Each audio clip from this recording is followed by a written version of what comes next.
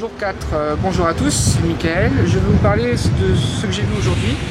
Donc j'ai vu 3 films, mais ce sont 3 films où je suis en fait parti, puisque c'était pas forcément des bons films. Le premier film de la journée, c'était Urban Explorer, production allemande qui surfe entre Creep de Christopher Smith et The Descent de Neil Marshall. Berlin Underground. We're gonna be walking in places where people haven't been for the last 50 years. Maybe for our good reason. Urban exploration, illegal trespassing and examination of urban areas or industrial facilities. Hitler was obsessed with conquering space as well as Earth.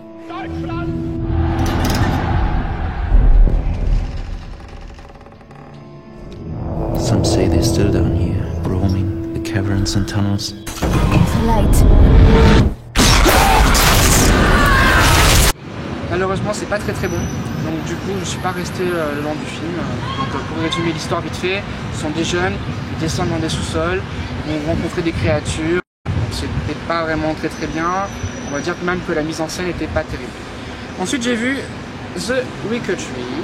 Ici, c'est donc la suite de The Wicker Man, qui est un film des années 70, si je me trompe pas. Hop, je rentre dans le champ, parce qu'en fait j'aimerais dire 2-3 mots, vas-y, parce que je peux rajouter 2-3 choses dessus. Ouais, en fait, moi j'ai pas du tout aimé. Donc pour vous résumer l'histoire, c'est très compliqué parce que je suis parti pendant la projection. Je trouve ça très chiant en fait. Enfin, le film donnait pas envie de se faire suivre. C'est un peu le même principe que Mysteria quand on est allé le voir tous ensemble. Il manque quelque chose de punchy dès le départ pour pouvoir nous maintenir en haleine, sinon soit tu as envie de dormir, soit tu as envie de te barrer. Et moi j'ai préféré la seconde option. De toute façon, oui, je veux juste rajouter que donc c'est la suite du remake donc, de The Wicker Man. Le remake était avec Nicolas Cage et de toute façon le remake était de façon abominable, limite bien nanar sur les bords, donc je pense qu'il n'y a rien à sauver non plus de cette suite. I'll tell you what I believe. If I am a rabbi, Jehovah is my God. If a mullah, Allah the Merciful is He. If a Christian, Jesus is my Lord. Here in Tressock, I believe the old religion of the Celts fits our needs at this time.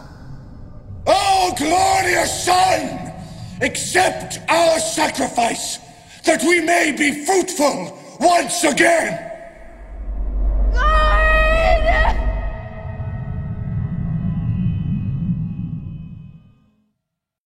Nous avons vu Kill List, une production de Protagonist Pictures, qui ont produit Monsters. Alors je ne pourrais pas vous résumer l'histoire, peut-être que Philippe pourra le faire mieux que moi, puisque moi encore une fois je me suis barré en pleine séance. C'est un thriller, très nerveux si je bien compris. Voilà, ben en fait j'ai pas vu en entier non plus, parce qu'il y avait conférence de presse, on a couru la conférence de presse. C'est un bon petit polar en fait, un polar thriller. C'est apparemment 2 amis qui ont des difficultés financières et qui veulent remplir un contrat en assassinant des gens. Le problème qu'il y a, c'est qu'il faut le préciser, donc tous les films qu'on voit donc, dans le marché du film sont sous-titrés, enfin ils sont non sous-titrés, voilà. Ouais, ils sont tous en VO. Tous en VO, et donc ils ont un accent anglais à couper au couteau, et il y a énormément de choses que j'ai pas compris.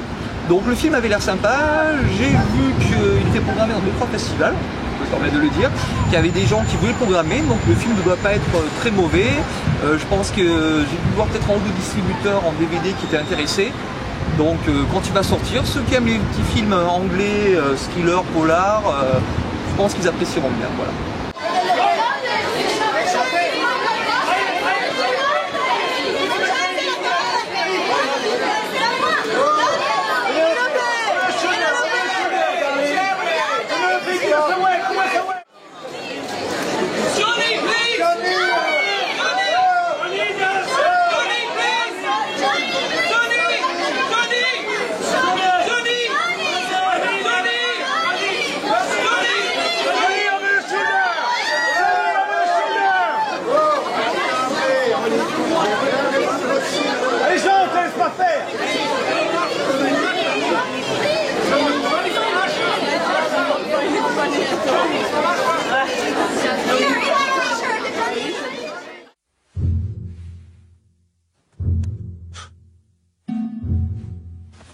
שיש דברים יותר חשובים מהאמת.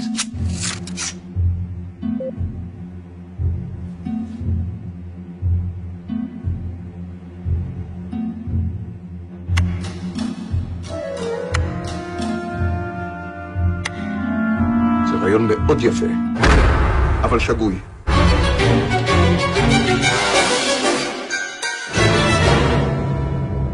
זה אומר שיש דברים יותר חשובים מהאמת. כמו מה?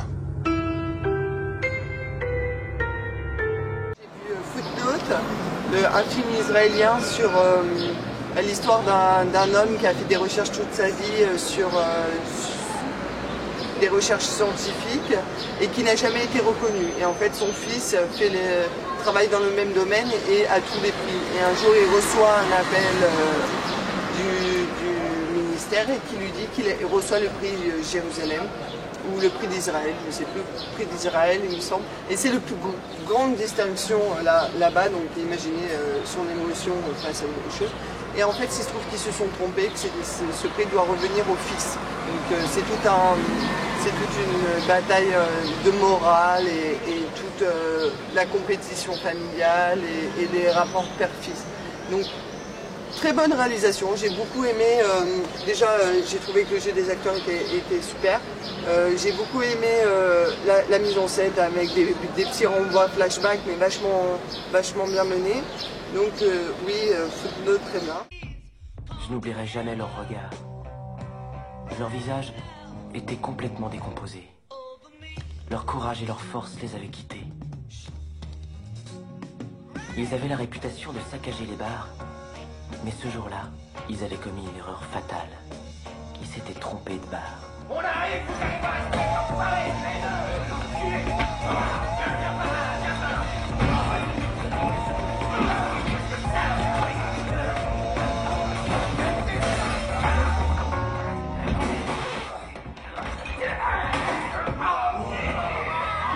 On est allé voir à la salle du 60e Il était une fois dans le Bronx.